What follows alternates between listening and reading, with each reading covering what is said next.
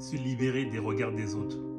Faites ce que vous avez à faire. Vous voulez reprendre vos études à l'âge de 30 piges, faites-le. Vous voulez faire le tour du monde, faites-le. Vous voulez entreprendre, faites-le. Vous voulez, je sais pas moi, plaquer votre truc, faites-le. Certes, il faut faut anticiper et tout, voilà, être dans la prévision, etc. Mais j'ai envie de dire, grosso modo, faites ce que vous avez à faire. Parce que vous le fassiez, vous allez être critiqué. Que vous ne le fassiez pas, vous allez être critiqué. C'est ça la vie. La vie, elle est comme ça de toute façon. Se dire oui, mais pourquoi lui ne me soutient pas, pourquoi lui il ne partage pas, pourquoi lui il ne like pas. Faites ce que vous avez à faire de toute façon. Parce que, encore une fois, ce que vous allez faire, vous allez être critiqué pour ça. Ce que vous ne faites pas, vous allez être critiqué pour ça. Donc faites ce que vous allez faire, allez jusqu'au bout.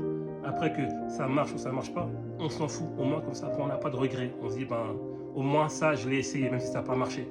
Et ça marchera dans un autre truc, dans un autre domaine. Voilà. Faites ce que vous avez à faire. Il n'y a rien qui...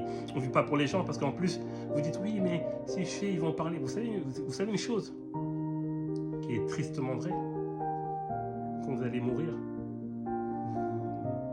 quand nous allons mourir, nous deviendrons un...